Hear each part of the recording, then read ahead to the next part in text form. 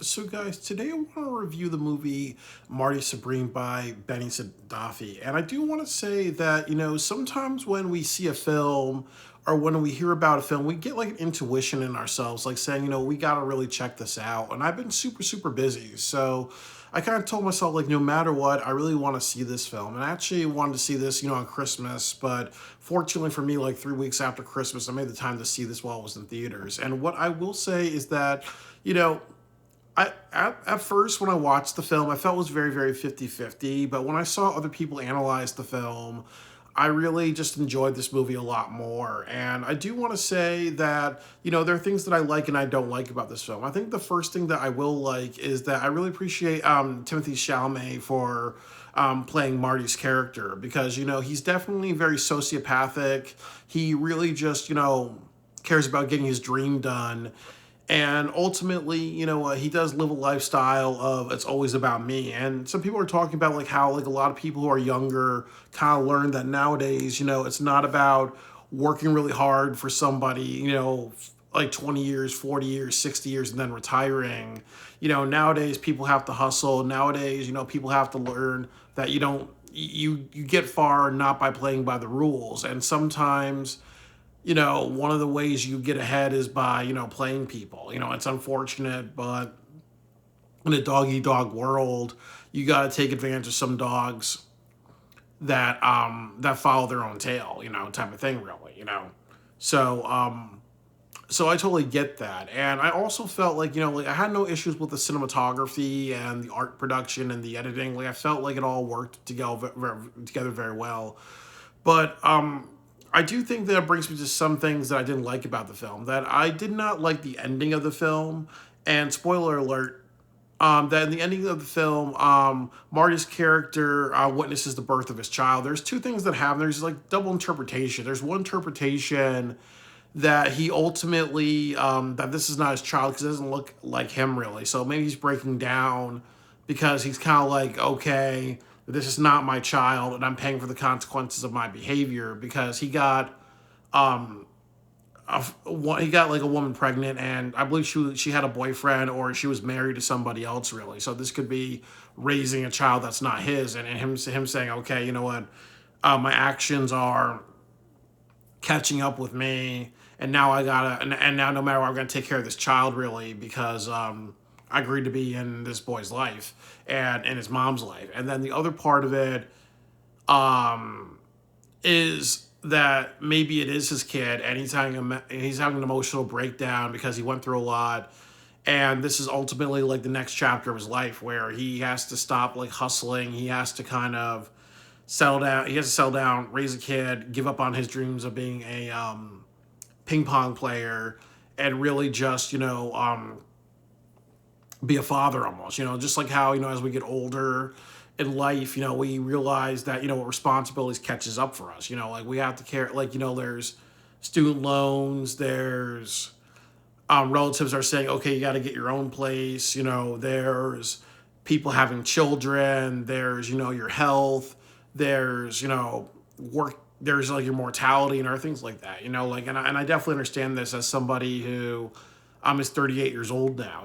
Like I definitely understand like how we transition from no time you can do what you want, maybe looking at life with minimal consequences to now looking at life with a lot of consequences. But I felt like the ending didn't feel that deserved because a lot of people would say that honestly, the fact that this guy was like a piece of shit and he used people and he took advantage of people a lot through the film, you kind of see him having this like redemption arc or this care for his own child really. It felt a little jarring, but at the end of the day, there are certain people in his life that he cared about. So it obviously makes sense that he would have this type of reaction. But you don't really feel anything for his character when he's breaking down in tears because obviously he's done so many bad things early. It's just like I'm not sure how to say this. It's almost like if there was an episode of South Park where Eric Cartman's mom dies and then Cartman's crying hysterically. We're not going to look at it as Cartman. We're not going to care about Cartman's pain because we understand that he was a piece of shit character for the longest time. Really, you can't just flip a character at the end. The other thing that I didn't like is that the Gaddafi brothers, I don't really like I mean, their storytelling is entertaining, but it's not well done in my way, and with how I look at it, because this kind of follows what happens to Marty's character is that he goes to London to participate in a tournament for ping pong. And then what happens is that he wants to go to Japan to have a rematch with somebody and make a bunch of money. So he tries to hustle and get money with whatever way possible, really. So there's a lot of crazy antics. And I didn't like the crazy antics because I felt that was a little unrealistic. You know, there's a scene where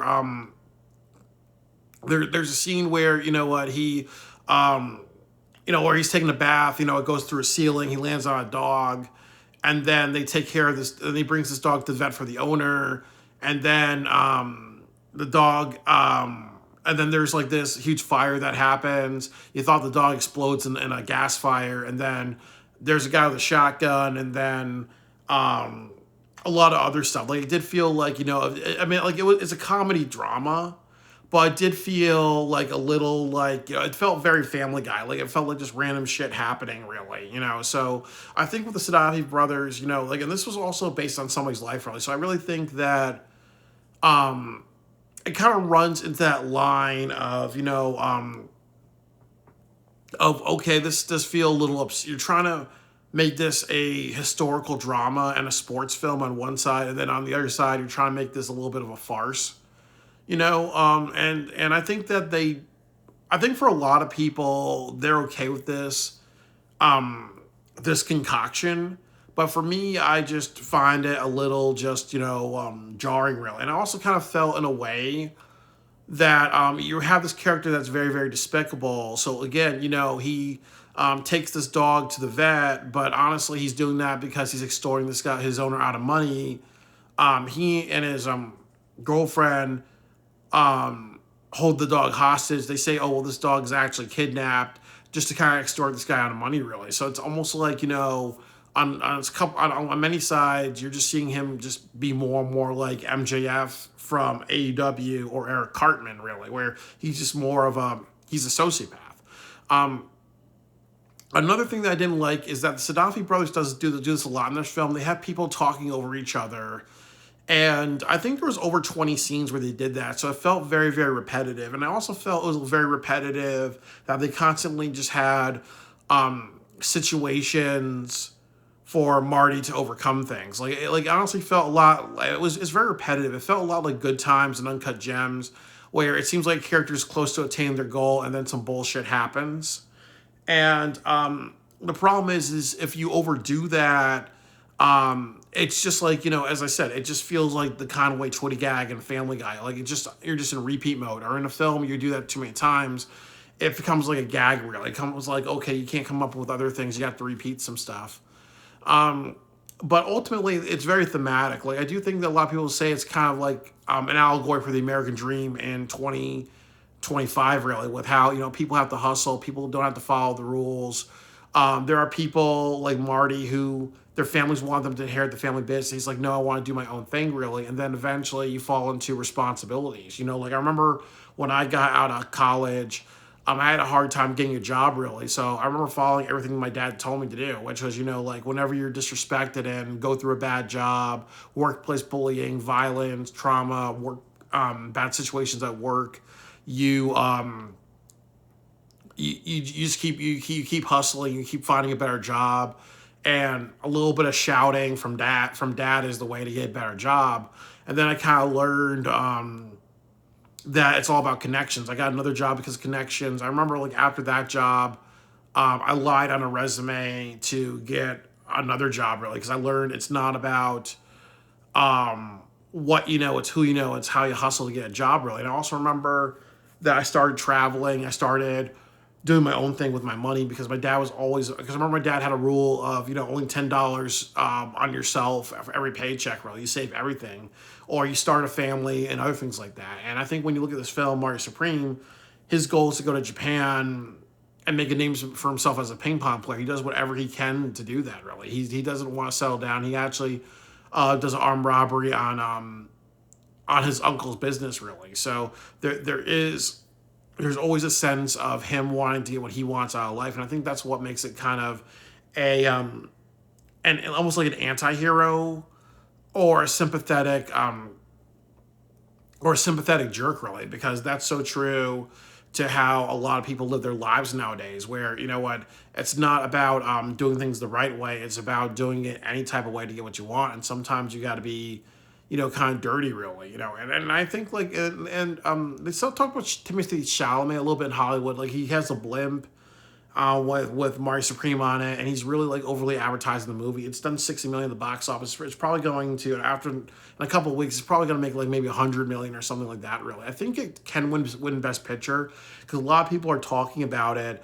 And then when you kind of look at and Oscars have themes, so I think this year they may try to appeal to the millennials. So you could have Demon Slayer win, you could have Marty Supreme win. Like kind of like these films that are trying to be what millennials like and stuff like that, because there's a lot of people who like Marty Supreme as a character. But I do think that, and that's like the last thing that I'll talk about before I have to go, is that, he's definitely not a role model to anybody. He's definitely a very selfish, sociopathic character.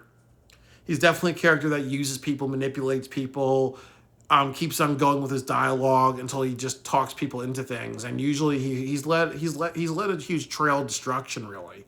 So he's definitely not a character to emulate. I think that it's inspiring to see somebody not give up on their dreams, but ultimately, too, you should not leave a trail of destruction behind you. And in the beginning of the film, he was kind of arrogant and a jerk and everything like that.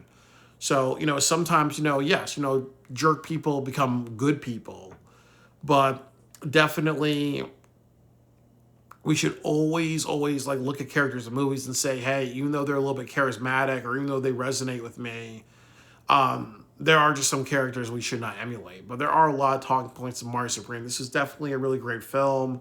I really enjoyed it. I really hope the Sadafi brothers actually win a couple of Oscars and get their first Oscar nomination. A lot of people were mad a few years ago when Uncut Gems was nominated for Golden Globe Best Actor for Adam Sandler, but this film, it's honestly going to probably be nominated for a couple of Oscars. I think I'll say, welcome Sadafi brothers to the Oscar nomination filmmakers, because obviously they fucking deserve it. Uncut Gems was a masterpiece. So was Good Time. Heaven Knows What was another great film, and this film as well, really, where Marty Supreme, really, this could be nominated for Best Picture or Best Director. So I really hope those things happen. The Sadafi brothers make some really great films. It's time for them to knock on Hollywood's door. So I really hope that it does. I hope Marty Supreme does well. I hope the campaigning and just this talk about this film helps it do very well at the Oscar and the nominations. Because the nominations, it's probably like 2 or 3 weeks from now. But hopefully it walks out of Hollywood with Best Picture or at least a couple of nominations. If it gets at least one nomination, it automatically says the Sadafi brothers are now in that they broke down the door and they can make Oscar-nominated films. So, a lot of things to say about this film. A lot of really great things.